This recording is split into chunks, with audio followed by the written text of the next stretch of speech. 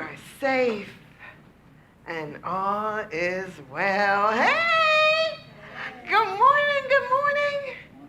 How is everybody? I'm so, look, I came in here today with this idea that I'm going to play today because it is your picnic day. And I get to play. Y'all know I love to play. Oh, I love story, I love to play, and I'm so excited about this. And every moment, and you are safe, and all is well. So today I want to talk a little bit about some energy work. And I don't exactly know how this is going to go or how it's going to come out, but we're going to go there, right? We're going to just do this thing of being in the flow. I love it. I love it. So let me see what's going to come first. Okay, so here we go. When I think about energy, a lot of times we talk about this vibrational energy that each of us have. When I first started meditating, I would meditate, I'd go into my closet, and I would just kind of sit there. And, you know, I told y'all about my struggles and all the things that I've had over a course of time with just being still, sitting in there and just letting meditation happen. Y'all, I would get distracted by any number of things. I might get in there and decide, because I set up a real closet, right, with an altar and everything. And so I might just decide that when I get in there, I sit down and my tummy starts to growl. It's like, oh, I got to get up and go get something to eat. You know how that it goes, right? Or something else might happen. I fall asleep or whatever it is. It was just always this struggle. I felt like I was wrestling up against myself. And so then in my reading, I read this thing about vibrational energy, that all of us have a vibration. And so if you think about people, sometimes you can get like maybe the frequency that they operate on, right? Maybe you, and so I would start my meditation sometimes by thinking about who I might want to have a conversation with, and then try to get their vibe, their frequency, that whatever it is that I imagine that they vibrated on. So one time I decided, I need to vibe with Jesus, right? Now, I started thinking to myself, okay, where is this? Where would it be? And so I started like I was doing a hum or something in my head. Like I needed to take myself to that place, to, you know, if you could just imagine that. I imagine that that's how musicians sometimes operate too. Like, how do I get into this vibe? I got a detour for a second. Before I got into jazz, I'm sorry, I'm hyper. Give me a second, because I just went there. But so before I got into jazz, I would go to this place called, oh gosh, it just went out of my mind. It was right there on Euclid. Anyway, I would go into this place, and I would sit there, and there would be this, like, probably a trio or a quartet, somebody on the bass and somebody on the piano and maybe somebody on the drums or something like that, right? And I would sit there, and I was, like, not quite getting it until I tried to zone into their vibe. You ever done this? You just kind of dip into that place where they might be vibing at, and then all of a sudden something seemed to take over me. It was the same way when I decided that I was going to get on the frequency of Jesus. Something seemed to kind of take over me. And so it became this thing of where I would get in there and I would think to myself, I'm vibing with Jesus today. Right? This would be, and I would come out feeling as if I could just float, right? It would just be amazing to me, the ways in which. And so I have this thing of when I get around people with high vibrations, I just want to flow into that. So when I think about vibrational frequency, and sometimes y'all may think about me and it may seem like it's like bing, bing, bing. I don't know. But what I do know is that all of us carry something with us. When you think about TK, you might get that warm, fuzzy feeling inside. When you think about Reverend David, you get that feeling inside of just all being well. You know, when you bring up certain people in your mind, you get a particular feeling. That's their vibrational energy. And so tuning into that, tapping into that, is what we can all do at any time we desire to, because you are so much more powerful than you know. You can control your vibrational frequency with the power of your own thought, with the power of your mind. I thought to myself that I was going to bring my favorite poem in. Not my favorite poem, but it's one of the ones I do. It starts off that says that thoughts are things. They're endowed with body, breath, and wings, and we send them forth to fill the earth with good results or ill. And so I think about this in the sense of when I change my thinking, I change my life. Now, one of the things that we do is we talk about, what was the word today, prosperity? We talk about prosperity, and we have a desire for prosperity, but our thinking is not usually prosperity. We're thinking about prosperity because we're wanting it, and not because we are it. And so what needs to happen is that we need to change our mind so that we are what it is that we desire. I am that. So, say for instance, sometimes we have a problem with our own feelings of trust and trustworthiness. I'll say it, start off with that one. And so what we do is that we think that somehow this thing is outside of us, and maybe we'll, start doing the things that make us trustworthy. Now, I see a lot of people who pretend all the time, because they haven't got to a point where they're embodying what it is that they desire and who they want to be. Y'all ever felt that around people? It's almost as if you can feel a struggle in their energy, that they haven't quite accepted what it is. Right? People don't necessarily trust their own inner voice, their own inner intuition. And so they kind of try to, I get frustrated if I got to say something more than once, because when I say something, I'm taking it as, so it is, so shall it be written, so shall it be done, right? And then when somebody asks me to explain it, I'm like, right? Because first off, I forgot what I said. I'm just honest, right? I forgot what I said. And then it's when I said it, I meant it. And in this and every moment, it was good, right? It's good, it's done, it's there, finished. Let it go. But so often we're worried about, did I say the right thing?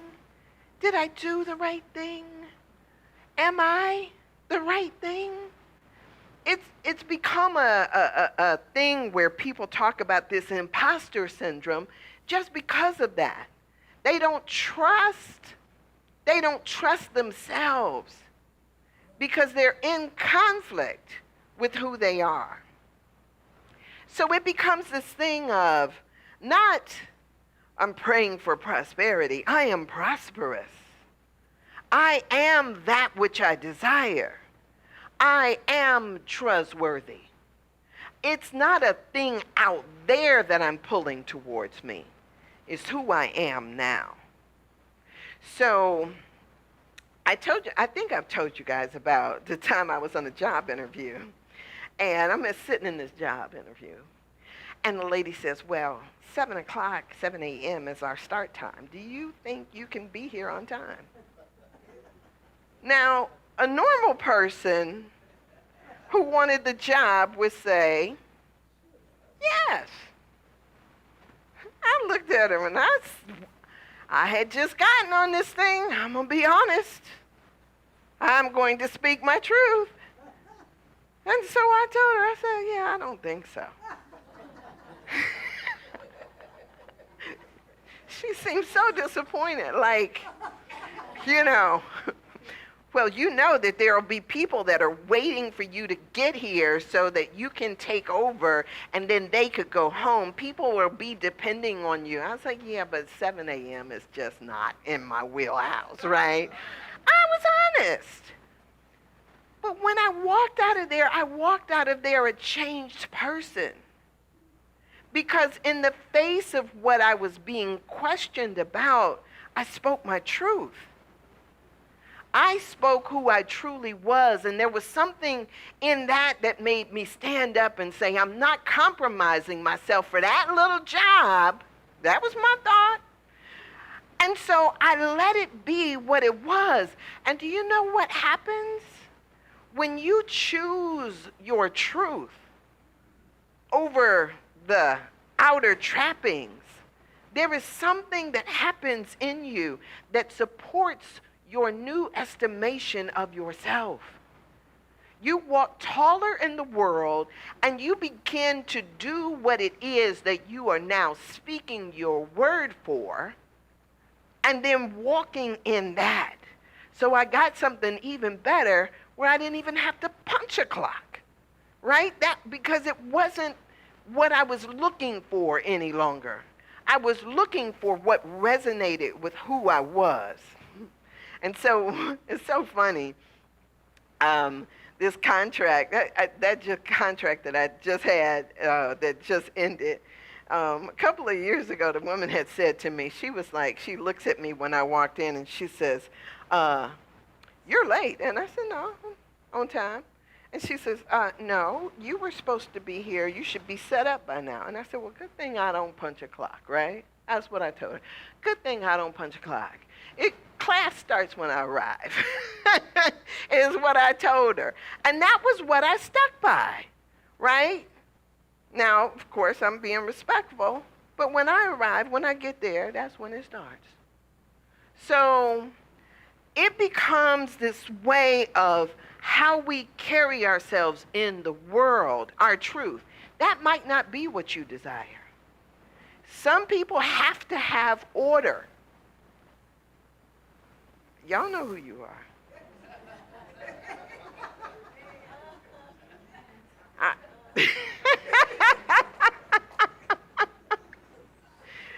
Yeah, some people do. I am not that person. And so, you know, I saw this quote by Marilyn Monroe, who said that when you can't accept me in my messy times, you don't deserve me in my good ones, right? We got to take all of it. Oh, y'all, I want to tell y'all about that movie Good Will Hunting with Robin Williams and him talking about his experience with his wife. You know, it's so beautiful when we start to recognize that we have to accept all of how people show up. Not just when they show up in their, you know, in the way that they want to be seen, but what's your truth? And many times we can't accept our truth, and that becomes the sticking point. And so when you can't accept yourself for who you are naturally, you'll always be in conflict with yourself. So how do you get there? What is it that is important to you? When you think about it in that way, what is it that's important to you? What's your space of integrity? What's your space of saying, this is who I am? If I, you know, for me, when I think about this, right, what I do, it's important that I'm able to get up here and play, to not be so fixed that I ignore what spirit is saying to me, right? Because what happens when I'm open and I'm receptive, I think is beautiful, right? But I had to get to a place where I trusted that. I didn't always trust that. I used to think all the time that I had to figure it out. I had to, craft it so that it's a particular way. But what I know is that God's got something special for me, right? God's got something special for you. And when you start to recognize that God's got something special for you, what are the things that you're blocking? What are the things that you're putting in the way that gets in the way of your experiencing it? If it's a healing that you're in the desire of, right? What is it that blocks your ability to heal? If it is a change in your thinking or a change in your mindset, what is it that is blocking you? Usually the blocks are not coming from outside. The blocks are coming up in you. So when you start to think to yourself, I am healed, I am whole. Not the thing of I'm going to be. It's in this and every moment. What is it that I'm doing that's blocking my ability to speak those words and know that it is true? What is it that you're thinking? What is it that you're holding on to? Is it this idea that you don't deserve that? I remember I wanted you to sing. What is it that's blocking your ability to hold that truth? Right? What is it that is holding on to this other idea of yourself? What's blocking it? So let me just go here for a second. Sometimes we think it's because this is the way it's supposed to be. You ever have an idea about your aging? What you're supposed to look like, feel like, how you're supposed to dress, how you're supposed to conduct yourself in the world? I don't know. You ever get that idea? Wonder if we just took the board and erased all of that stuff that we've been given over the years. Wonder if we decided to rewrite it, to decide something different for ourselves. I had a girlfriend that she didn't even start skiing until she turned 60. Right? Or people who decided after a certain age to take up dancing or ballroom dancing. Maybe somebody gets their groove back. Right? I got another girlfriend that when she retired, she started playing the bass guitar. And now I can't believe how she then turned it into a whole business. Not only does she contract herself out with other bands, she goes into some of these nursing homes with her bass guitar. And now she's just this amazing musician when she was a writer. I don't know if you guys used to read her in The Plain Dealer. Her name is Afee Scruggs. Afee. Didn't even start until late. And she went through and taught herself all of this magical stuff. And now that's a weaver. She's a weaver of what she's able to do.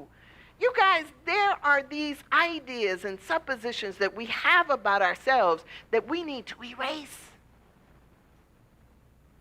No longer do you sit back and think that, oh, I'm so tired. Maybe the idea that you're so tired is the problem. Maybe if we take on when I tell people all the time, oh, I'm vegan, right? And they look at me, right? How long have you been vegan? Been vegan for, 3-4 years now. Before that, I was pescatarian. Before that, I was, did something else. I played along with my diet. But you know what I've never said about this? I've never said, oh, I'm a healthy eater. And maybe once I change my mind about that, then as I speak my word for it, how I eat will change. Because as a vegan, there's a lot of stuff I can take without taking in any animal products. It doesn't necessarily mean that I'm a healthy eater, but once I speak my word for something, the resonance and the surety of that means that now I have to move differently in the world because I've made a declaration. What declaration do you need to make in your life? Do you need to speak about your vibrancy and your vibration? Do you need to think about your personality and how you show up? Do you need to think about your personal integrity or maybe about yourself as a prosperous person? Are you a magnet for what it is that you desire? That people just can't help but come to you, love you, adore you, want to be close to you? What is it about you that you'd like to step into and be sure about? What is it that you'd like to change about yourself? Because thoughts are things. But if you just let those out there, leave them out there without standing up in them, then that's a problem.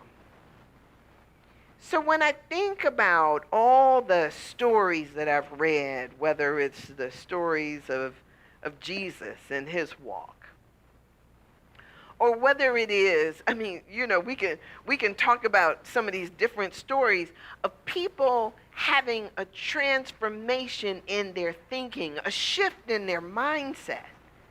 And that shift is what it is that we have to make. We have to decide to make a shift if we want to have a shift. Deciding is part of the process. Taking ownership over it and saying, I am that, is part of the process. So if and what does it mean to you? That's the other thing. Because here's what I know. People sometimes judge you by outward appearances. When you say, I feel I'm a success in my life. People want to judge you based on what the things that they think you have, rather than how happy you are where you are. And so they don't get to determine your level of joy. They don't get to determine your level of success. That's an inward job.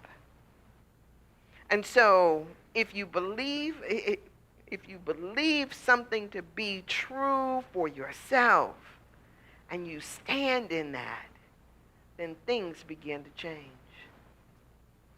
Wonder if you decided, I am a magnet for that. Wonder if you decided that. Right? Wonder if you changed your mind about how you're seeing the world, and as you change your mind about how you see the world. There was some ladies, I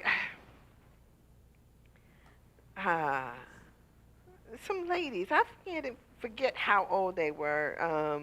This was over in Finland or something, and they decided that they wanted to take their senior ladies and do a calendar spread. You remember that?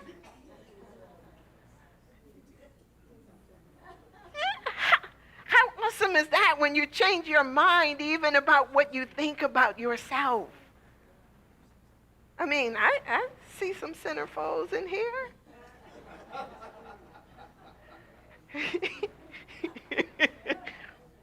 Why not? Right? Why not? It's our thinking that makes it so. It's our thinking. So the moment we begin to change our mind and say, I am that. I am a healer. That is what I do. Is it because I made a decision, or is it a recognition that happened, right? Whatever the case may be, you step into the energy and you begin to operate as that. And then what happens is this not true?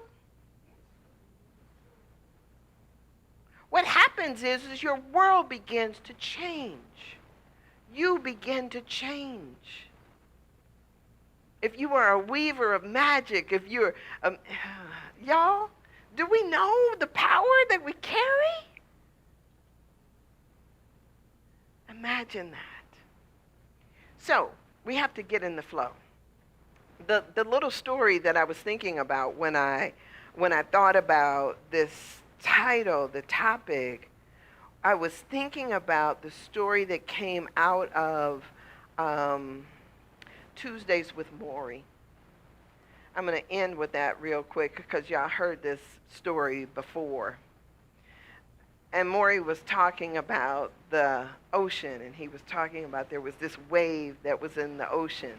And he was talking about, the sun is shining, and you can imagine the ripples on the ocean, those little waves as they're bouncing and they're going towards the, the shore.